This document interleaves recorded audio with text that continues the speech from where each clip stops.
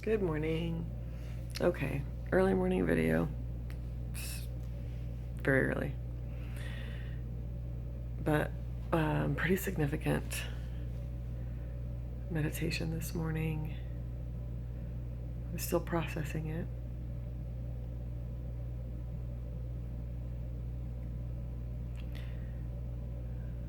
Still processing some of what happened to me or my experiences on, I think it was Saturday, when I had the really good meditation and I was feeling really good. I was feeling a lot of joy after my meditation. And then that one external thing happened and really knocked me out of my entire day.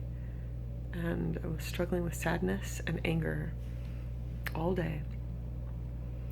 And it's funny because I had recently watched Inside Out, which is a movie that I love because it has you look at sadness in a different way. And I evidently needed to watch it again because I was really identifying with the character of sadness. About a year, no, not even that long ago, last fall, I had the opportunity to try and start my own business. I was doing it in real estate investing, which is really outside of my realm of natural skills. And I was experiencing a lot of anxiety to the point where I actually went to go get a medication, which is something I have not done, well, ever for anxiety. Once I went on medication for the anxiety, it's also an antidepressant medication, and I realized how sad I was and how much sadness I had just been resisting and avoiding and not even, it just creeps up on you, you know? And it wasn't until I got on the medication and it started lifting the sadness that I realized how sad I was. And after months of being on the medication, I got to a point where I was like, what was I so sad about? And I couldn't remember what was causing the sadness, or what I was struggling with, or what I was wrestling with. And then I realized I couldn't feel it at all. I couldn't get in touch with it, and I didn't feel like working on it.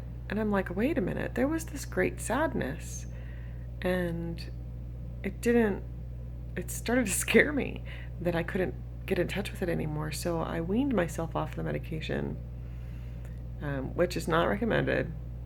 You're not supposed to do that, but I do a lot of things I'm not supposed to do. Anyway, I could feel it again, and Saturday brought up a bunch of stuff,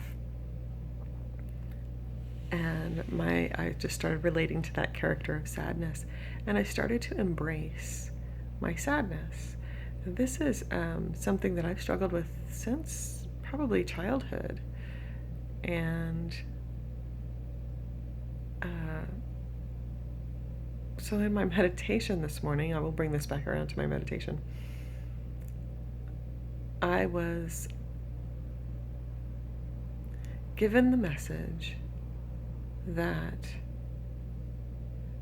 since I have learned to begin to embrace my sadness, that sadness is a part of me, a part of who I am. It always has been, it always will be, and it serves a purpose. It serves a purpose to allow me to have empathy for others, and that's a gift that I give that others really need, especially in this time. So, embracing my sadness allows me to give to others, which brings me joy.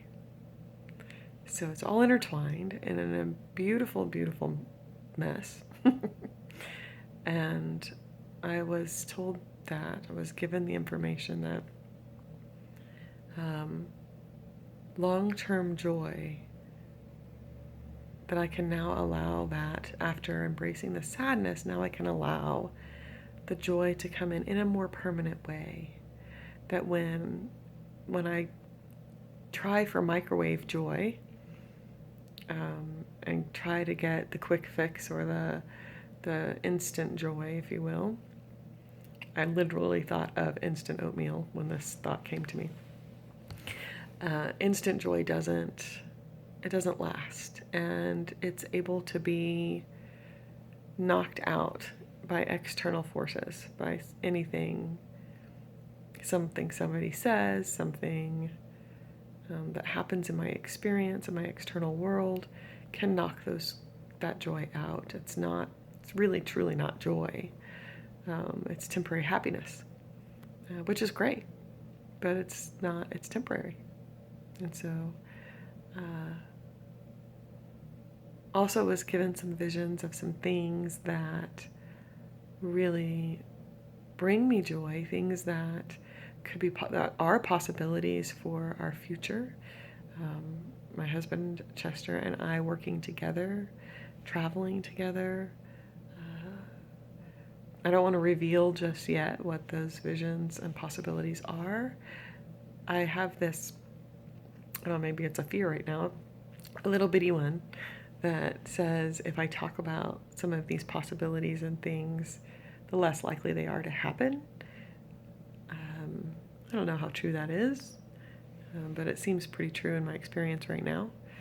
And so some of those I just like to keep close to me until I can develop them further. I'm really excited about this class I'm taking this weekend. I'm taking a quantum touch healing class this weekend, and I don't know, something about it makes me feel like I get to be a little bit more like Jesus. Something about that.